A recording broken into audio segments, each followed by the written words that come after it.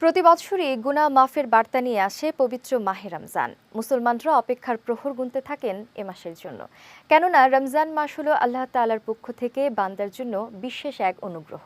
এ মাসে এমন বিশেষ কিছু আমল রয়েছে যার মাধ্যমে আল্লাহ তাআলা বান্দার গুনাহ মাফ করে দেন। বিস্তারিত শেখ তাসফিয়া করিমের ডেস্ক রিপোর্টে।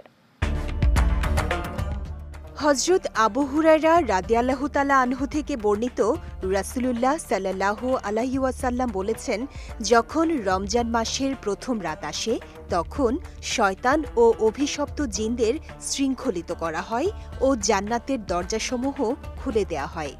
এই মাসের প্রতিটি রাতে অসংখ্য লোককে জাহান্নাম থেকে নাজাত দেয়া হয়। আল্লাহ তাআলা এ মাসে যে পরিমাণ বান্দাকে মাফ করেন তা অন্য মাসে করেন না। এই মাসের সবচেয়ে গুরুত্বপূর্ণ আমল হচ্ছে দিনে রোজা রাখা ও রাতে তারাবি এবং নফল নামাজ পড়া।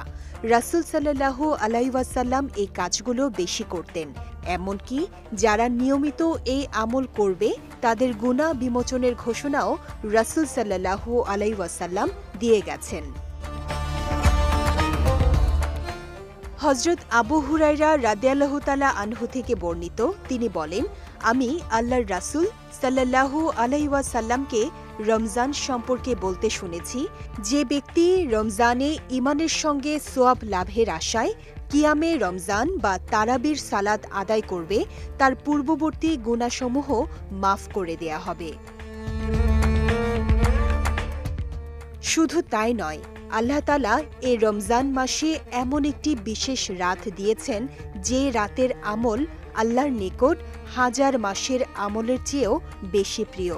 সে রাতটিকে বলা হয় লাইলাতুল কদর। হযরত উবাদা ইবনে সামিত রাদিয়াল্লাহু তাআলা আনহু থেকে বর্ণিত, রাসূল সাল্লাল্লাহু আলাইহি ওয়াসাল্লাম বলেছেন, তোমরা রমজানের ২৫, ২৭ ও ২৯তম রাতে লাইলাতুল কদর অনুসন্ধান করো। এই বিশেষ রাতে যে সৌভাগ্যবান ব্যক্তি আল্লাহর ইবাদতে মশগুল থাকবেন তার জীবনের সমস্ত গুনাহ মাফের ঘোষণা রাসূল সাল্লাল্লাহু আলাইহি ওয়াসাল্লাম দিয়েছেন। আবু হুরায়রা রাদিয়াল্লাহু তাআলা আনহু থেকে বর্ণিত, তিনি বলেন, আল্লাহর রাসূল সাল্লাল্লাহু আলাইহি ওয়াসাল্লাম ইরশাদ করেন, যে ব্যক্তি ঈমানের সঙ্গে নেকির আশায় কদরের রাতে ইবাদতের মধ্যে রাত্রি জাগবে তার পূর্বের গুনাহও ক্ষমা করে দেয়া হবে। শেখ তাসফিয়া করিম, বিজয় টিভি, নিউজ ডেস্ক।